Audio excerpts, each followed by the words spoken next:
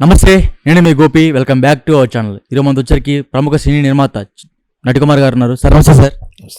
Sir Allu ఫ్యామిలీకి అదేవిధంగా mega family మధ్య ఒక వార్ నడుస్తుందంట. సో మన లాస్ట్ టైం చూసాము, అల్లు అర్జున్ గారు వాళ్ళ ఫ్రెండ్ ఎవరైతే ఉన్నారో సమ్ వైసీపీ ఎమ్మెల్యే క్యాండిడేట్ అతను సపోర్ట్ చేశాడని మిగతా అంటే జనసేన కార్యకర్తలు కావచ్చు, టీడీపీ కార్యకర్తలు కావచ్చు, సో వీళ్ళ మొత్తం మెగా అల్లు ఫ్యామిలీకి అయితే వ్యతిరేకంగా అయితే తిరిగారు. సో అందులో భాగంగా మెగా ఫ్యామిలీ వాళ్ళు అల్లు అర్జున్ ఫోన్ నెంబర్ని వాళ్ళ గ్రూప్ అంటే మెగా ఫ్యామిలీ సంబంధించి గ్రూప్ ఒకటి ఉందంట, ఆ గ్రూప్లో నుంచి ఆయన నెంబర్ తీసేశారని సో కొన్ని వార్తలు వస్తున్నాయి. అంటే అది నిజమనుకోవచ్చా అబద్ధం అనుకోవచ్చా? నిజం అవ్వచ్చు, అబద్ధం అవ్వచ్చు. నేను దానికోసం అల్లు ఫ్యామిలీ ఏమీ ఎమ్మెల్యేగా నించోలేదు, ఎంపీగా నించోలేదు. వాళ్ళు ఆర్టిస్ట్ అయిన ఆర్టిస్ట్గా ఆయన ఉన్నాడు. ఓకే, ఇది గత బావబామ్మరుదులు మామయ్య మేనల్లుడిలో ఓ బంధం ఉంటుంది. ఆ బంధంలో ఆయన ఇష్టమైంది కాబట్టి ఆయన అవతల వైసీపీ సపోర్ట్ చేశాడు, వీళ్ళకి ఇష్టమైంది కాబట్టి జనసేనకు వీళ్ళు సపోర్ట్ చేశారు. తప్పే ఉంది దాంట్లోని. మొన్న కూడా చెప్తాను, ఇప్పుడు కూడా చెప్తున్నా. బయట కూడా పెద్ద వార్ అవుతుంది, అల్లు అర్జున్ ఫ్యాన్స్ కి పవన్ కళ్యాణ్ ఫ్యాన్స్ కి పెద్ద వార్ అవుతుంది సోషల్ మీడియాలో కూడా. నేను ఒక్కటే అంట, అల్లు అర్జున్ గారు ఆయన తాతగారు అల్లు రామలింగయ్య గారు, ఆయన ఇండివిజువల్గా ఎదిగాను అని చెప్తున్నాడు. నేను సోషల్ మీడియా ఎక్కడో చూసా.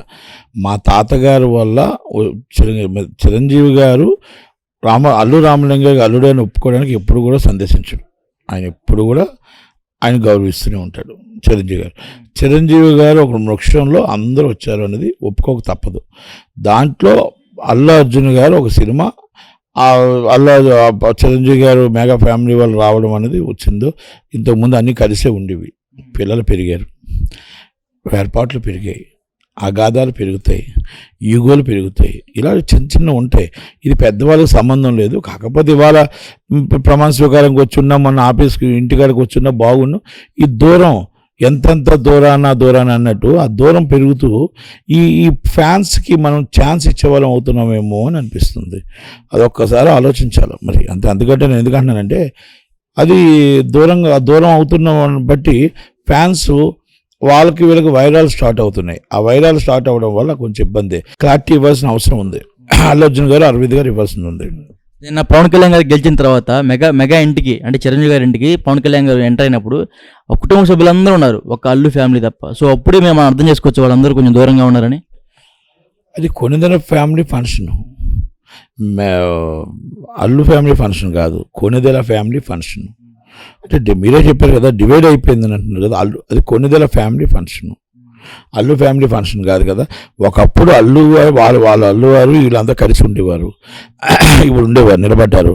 అయితే ఇప్పుడు అరవింద్ గారు లేరు అనేది మాత్రం బాధ ఉంది. ఎందుకంటే 45 సంవత్సరాల నుంచి 50 సంవత్సరాల నుంచి అరవింద్ గారు, చిరంజీవి గారు వేరు కాదనేది తెలుసు మనందరికీ.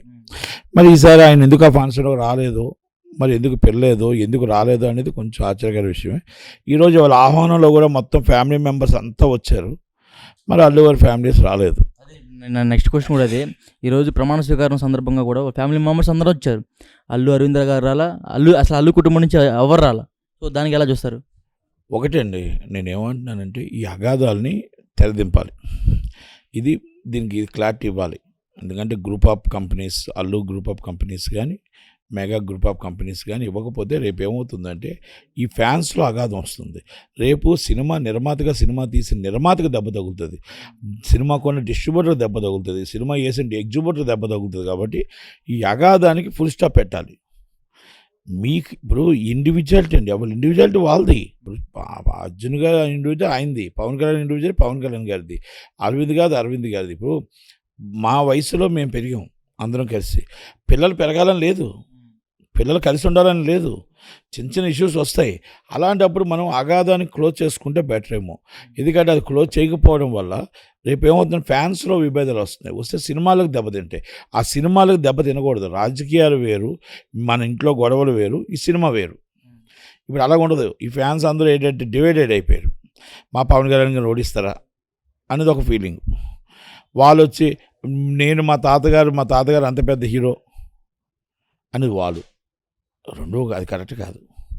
అల్లు రామలింగయ్య గారు చాలా పెద్ద కామెడీ ఆర్టిస్టు, చాలా పెద్ద ఆర్టిస్ట్ అయిన, చాలా పెద్ద వ్యక్తి, నటుడు. కానీ ఆ వ్యక్తికి అల్లుడు అవ్వడం చిరంజీవి గారి అదృష్టమే, మనం దాంట్లో ఒప్పుకోక తప్పదు. చిరంజీవి గారు తీసిన గీతా ఆర్ట్స్ అనే సంస్థ పెరగటానికి చిరంజీవి గారి సినిమాలు కూడా కారణమని మనం గుర్తుంచుకోవాలి. చిరంజీవి గారు ఎదగటానికి అల్లు రామలింగ గారు అల్లుడిగా ఏ రోజు అయినా నేను కాదు అని చెప్పలేదు, ఎస్ అన్నాడు. అంటూ గీతా ఆర్ట్స్ పెరగడానికి కూడా చిరంజీవి గారు ఎంతో తోడ్పడి ఆయన సినిమాలన్నీ గీతా ఆర్ట్స్కి ఇచ్చారు. కనుక మనం ఒప్పుకోక తప్పు ఇవన్నీ. అదే అంటున్నాను, పెద్దవాళ్ళకు ఉన్న అండర్స్టాండింగ్ చిన్నవాళ్ళకి లేదు. ఆల్రెడీ చిరంజీవి గారు అల్లు అర్జున్ గారిని మందలించారని బయట వార్తలు వస్తున్నాయి. అయినా సరే ఆ వార్తల్లో ఆయన పట్టించుకోలేదు. ఆయన అసలు ఇంకా చిరంజీవి గారి మాట కూడా వినట్లేదండి అల్లు అర్జున్ గారు. సో ఒక మాట అండి, అది నిజమో అబద్ధమో మనకు తెలియనప్పుడు మనం మాట్లాడకూడదు.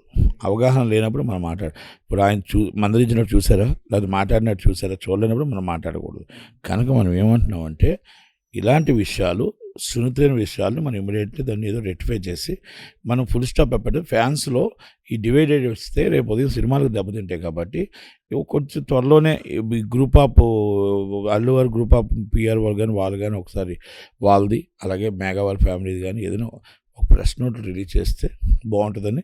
కలయిక అందరూ కలిసి ఉండాలని కోరుకుంటాం, కలవాలనే కోరుకుంటాం, బాగుండాలనే కోరుకుంటాం, గతంలాగా అందరూ ఉండాలనే కోరుకుంటాం. రెండు ఫ్యామిలీగా అవ్వకూడదు, మెగా ఫ్యామిలీగానే ఉండాలని కోరుకుంటాం.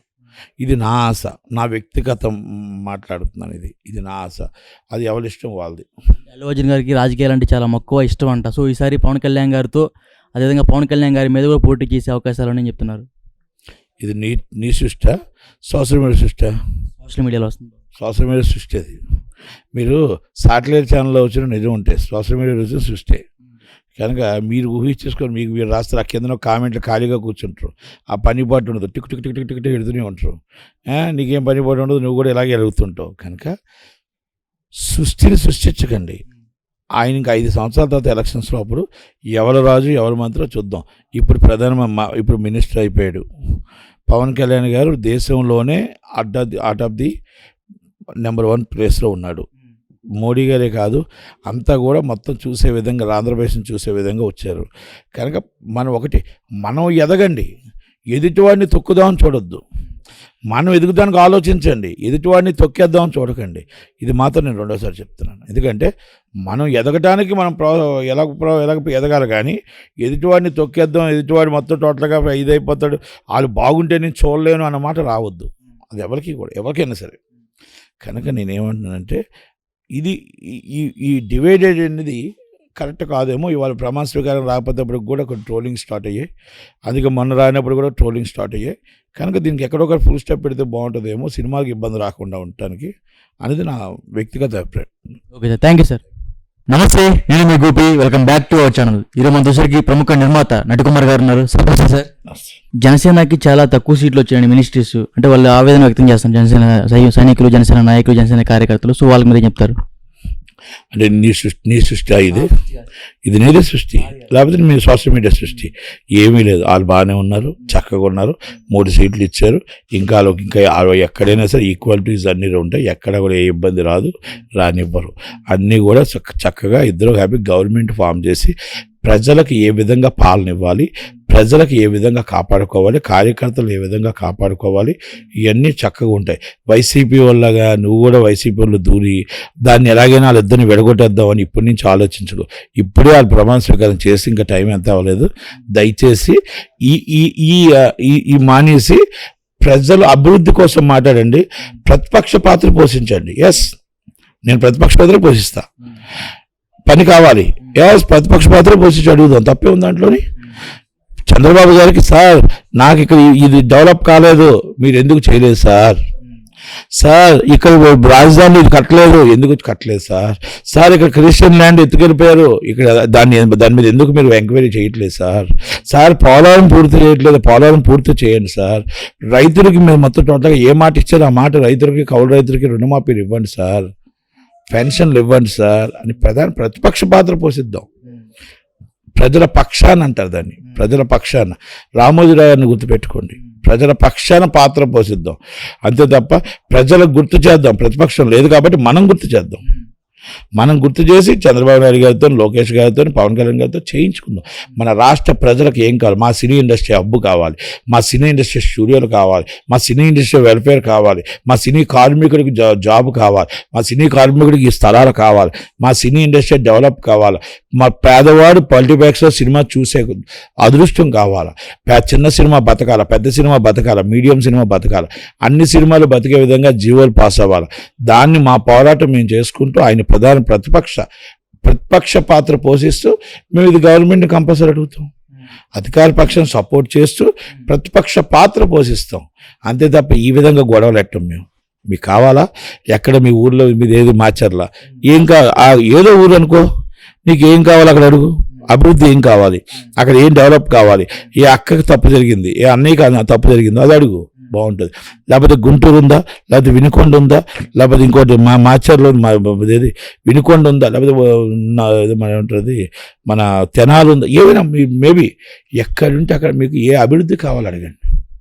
అది కాదు తప్ప మనం గోదావరి నది ఉంది, ఆ గోదావరి లేదంటే గోదావరి తల్లి నడుస్తుండగా ఆ గోదావరి తల్లి దగ్గర మనం 10 మంది అంతా కొన్ని 100 లక్షల మంది బతుకుతున్నారు కదా, వాళ్ళందరికీ టూరిజం ఎలా డెవలప్ చేయాలి, పాపికొండ ఎలా డెవలప్ చేయాలి, టూరిజంని మనం అక్కడ షూటింగ్స్ ఎలా డెవలప్ చేయాలి, కోనసీమ ఎలా డెవలప్ చేయాలి, యానాం అనే ఒక సెంటర్ని మనం ఇంకా ఎలా డెవలప్ చేయాలి.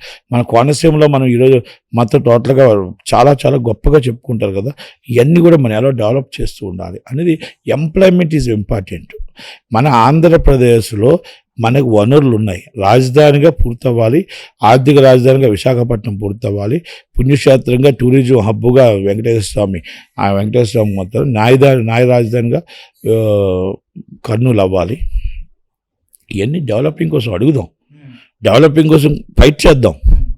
Is a fight. నిన్నటిదాకా is government, supported is government, fight is ప్రతిపక్షం. ప్రతిపక్ష పాత్ర పోషిస్తాం, కంపల్సరీ హక్కు మాకు. ఎందుకంటే మాకు ఈ పని కావాలని అడిగే హక్కు మాకు ఉంది, మా రైట్ ఉంది. దానికి మనం ఫైట్ చేద్దాం తప్ప ప్రజల పక్షాన ఫైట్ చేద్దాం, ప్రజల కోసం ఫైట్ చేద్దాం. అది. Thank you sir. Thank you.